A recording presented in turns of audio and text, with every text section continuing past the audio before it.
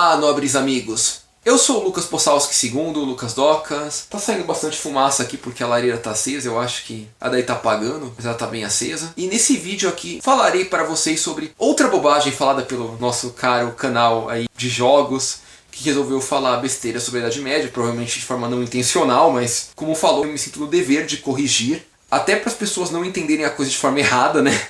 Em especial nesse vídeo eu vou trabalhar duas besteiras que o cara falou. A primeira delas é que a principal utilidade da maioria dos ferreiros ao longo da Idade Média era forjar ferraduras para cavalos. E a segunda delas era que forjar uma espada era algo muito difícil, a ponto de precisar de um ferreiro especializado para isso. Porque o ferreiro de vila, que forjava enxadas e machados e picaretas e foices, não teria capacidade de forjar uma espada. Nossa, acho que a questão da espada, do cara não conseguir forjar uma espada, mas conseguir forjar uma foice, é mais engraçado. É muito engraçado, porque, velho, é sério, cara. Você falou isso mesmo? Desculpa, tá? Eu não tô querendo te magoar, ou te ofender, ou te chamar de burro, nem nada do tipo. Mas, pensa comigo. O que é uma foice se não uma lâmina? A espada também é, né? Muda talvez o formato de encaixe. Uma você vai fazer uma empunhadura, a outra você vai encaixar num cabo. Mas na boa, são lâminas as duas coisas. E muitas vezes tem o mesmo tamanho. Você acha que realmente uma coisa vai ser mais difícil de forjar do que a outra? Sério? Ah, mas a espada tinha que ser bem afiada e bem temperada e bem resistente para poder cortar ou para poder ser usada numa luta contra um cara de armadura, para perfurações ou para segurar golpes de espada. Cara, você acha que uma foice não tem que ser resistente? Sério? Filho, o cara vai cortar mato, vai cortar o trigo, vai poder... Sem falar que, tipo, existem foices diferentes. Tem foice para colher os cereais e os grãos e existem foices para limpar mato mesmo, para limpar terreno. Uma é mais bruta, a outra é mais delicada. E sim, eu descobri isso ao longo da minha convivência aqui com o sítio. Então, uma ferramenta requer tanto cuidado e esforço quanto uma espada, que é uma arma. Porque uma arma, no fundo, é uma ferramenta também, de certa forma. Então, desculpa, eu não quero desmerecer ninguém, mas honestamente, é óbvio que o cara que tem condições de forjar uma boa foice tem condições de forjar uma espada também, né? Essa confusão, eu posso dizer que é muito mais relacionada à questão da armadura do que das armas em si. Porque a armadura, sim, é uma coisa mais difícil de ser feita. Exige um conhecimento técnico de moldes, de formatos, de articulação. Aí a coisa complica um pouco, realmente. É muito mais difícil fazer uma armadura do que uma espada. De tanto que muitas vezes quem produzia armadura eram os armoreiros e não os ferreiros. Armoreiro é um cara especializado em produção de armadura. Ele pode ser ferreiro também ou não. Mas o armoreiro é o cara que é um especialista em armadura. Ele não faz mais nada da vida a não ser armadura na produção dele. Normalmente, vamos dizer assim. Mas para a produção de armas, a coisa não é tão diferente de produzir ferramentas. Então eu sinto em te dizer, cara, mas você está exagerando quando diz que uma espada é uma peça incrivelmente difícil de forjada e o cara que forja enxada não vai ter capacidade de fazer isso. Se o cara tem capacidade de forjar uma foice, ele tem.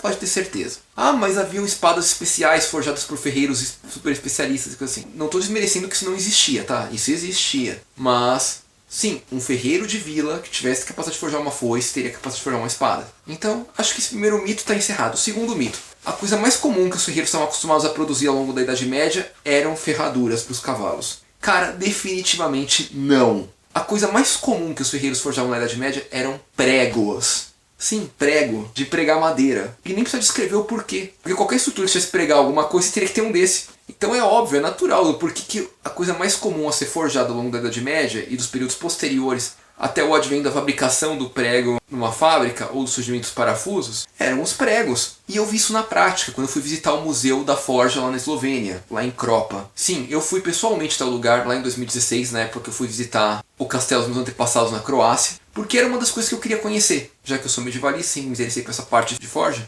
eu quis ir pessoalmente no Museu da Forja. E sim, lá eles deixam claro, a principal produção das forjas no passado era de prego. Em nenhum momento eles citam que a principal era ferradura, mas eles citam o tempo todo que era de prego. E por sinal, tá aí uma coisa interessante a ser dita. A gente tem muito essa imagem do ferreiro forjando ferradura, porque uma das poucas utilidades que os ferreiros ainda são utilizados até os dias de hoje é essa. Sim, embora hoje esteja ressurgindo os ferreiros em função por todo esse negócio do medievalismo tá ressurgindo na cultura popular e todo o resto, os ferreiros que forjam espadas estão ressurgindo também, né? Mas até algum tempo atrás, enquanto esses ferreiros artesanais não eram uma coisa comum, os poucos ferreiros que remanesciam em nosso mundo eram os ferreiros voltados para a ferradura, porque é uma das poucas coisas que ainda nos dias de hoje não se faz com facilidade de forma industrializada, porque por mais que você possa fazer a ferradura numa fábrica, para colocá-la no cavalo você precisa do ferreiro. Embora hoje esteja saindo de moda o uso da ferradura porque descobriram que o casco do cavalo pode ser bem resistente sem ela mesmo assim. Ou que se pode utilizar ferraduras de borracha hoje em dia também, né? Mas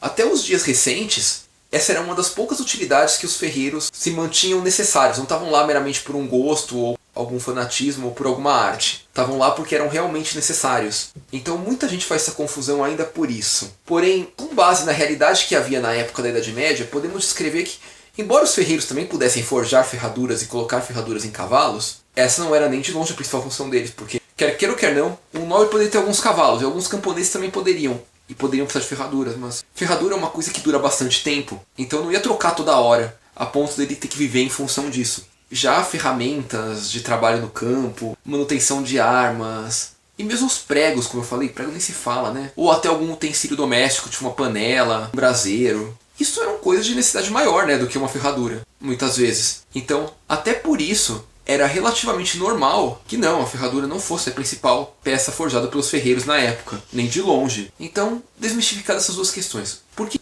a principal produção dos ferreiros não era a ferradura? E do porquê que não é uma coisa tão de outro mundo assim forjar uma espada. Ao contrário do que esse cara provavelmente acredita, né? Ou simplesmente pegou a informação de algum lugar e só replicou também. Eu não duvido que tenha feito isso. Mas enfim. Acho que esse vídeo foi bom para desfazer esses dois equívocos. E se vocês gostaram, por favor, deixe seu joinha aqui porque ajuda muito a gente. Não é inscrito, por favor, se inscreva, ajuda mais ainda. Obrigado e até a próxima, novos amigos.